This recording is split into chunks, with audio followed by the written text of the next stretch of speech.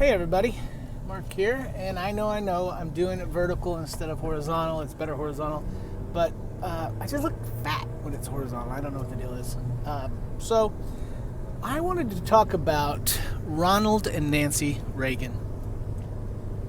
It dawned on me today that after Nancy Reagan has passed, the Ronald and Nancy, or as she liked to call him, Ronnie, era is over.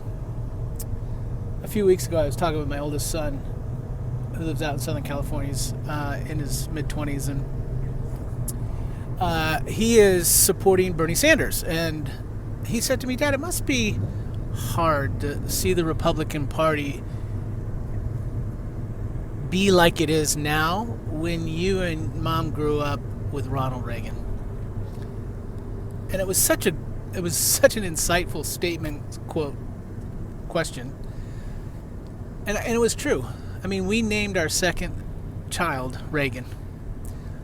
I participated in the Reagan re-election campaign on the University of Maryland College campus. I applied to be a legislative aide as a part of the Reagan era. And recently, our youngest son, 15, said, what was it about Ronald Reagan you liked? And I had to think about it for a little bit. And I thought, well,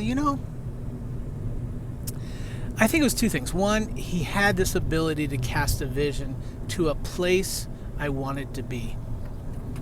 It was hopeful. It was the city on the hill. It was this positive, we can do this together attitude. And I loved that. And the second thing, I actually wrote my college dissertation on this. I was a speech communications major, and so I chose this topic, the humor of Ronald Wilson Reagan. And he was funny. I mean, he just was funny. Sometimes he was self-deprecating, and that was funny. But just the stories he told to illustrate communism or anything you could think of. He had a quip or a story, and he made his point without being a hater, without being mean, without being arrogant. So now that Nancy's gone, I just have this little emptiness. I know it's going to be short. It's kind of like somebody says when you leave an organization, it's like taking your finger out of a glass of water. What impact is there? Little. But Reagan and Nancy were the kinds of people I looked up to. I loved how Nancy would call him Ronnie. If you want to read some really fun, encouraging, kind of mushy stuff, Google love letters between Nancy and Ronald Reagan. But I want to end with this. We're all going to die. And we will be remembered for various things, good and bad. Nancy and Ronald Reagan, for me, are good. I mean, I know there's weird things, blah, blah, blah, but I'll end with this story. Many years ago, when our kids were really small, and we only had 4 of our 5, we were at the National Zoo in D.C. It was during Clinton's administration, and we had just gone through the monkey. I think don't hold me to all the details. This is what I remember. But we had just come out of the monkey exhibit, and I was sitting down, and I looked over, and I saw what appeared to be a woman that looked like Hillary Clinton, and I thought, oh, that's weird. And so I said to my wife, hey, I think that's Hillary Clinton over there. She had a baseball cap. Her hair was pulled back. But then I started sort of scanning, like you do. You scan the area, and all of a sudden, the people you didn't recognize before, you realize, ooh, these are all undercover Secret Service people.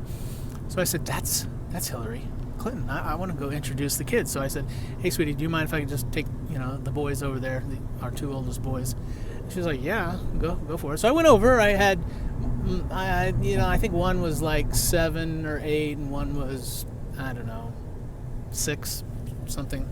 Again, don't hold me to the details. But anyway, so we're walking over, and these guys start coming toward her, and she kind of holds her hand up. And I said, hi, my name's Mark Fisher, and I'm a dad, and I notice you're here. Oh, I forgot something. The clincher for knowing that it was Hillary is I saw Chelsea Clinton, who was there on a school field trip, I think with Friends School, whatever her school is, come running over to her, and I could hear, hey, Mom, can I do so-and-so or go so-and-so, something like that. And I was like, that's Hillary Clinton. So anyway, I took my boys over there and introduced myself. And I said, "Could I introduce you to my two sons?" And she was like, "Sure." She was very engaging and interested, and she didn't brush us off. And so she looked at my oldest son and said, "So what is your name and what have you been doing?" And he goes, "Oh, my name is Austin Fisher." And he went on and on to tell about the monkeys and what he's liking at the zoo. It was precious. He was cute. And then Hillary turns and looks at my second child, who was kind of in my arms, and she says, "Well, hi, buddy. What's your name?" And he looked up at her pretty proud and said, "My name's Reagan." No kidding. She looked at him, looked at me, rolled her eyes, turned and looked over at my oldest son, Austin, and said, "So, Austin, what grade are you in?" Totally blows off my son, Reagan. I mean, it was hilarious.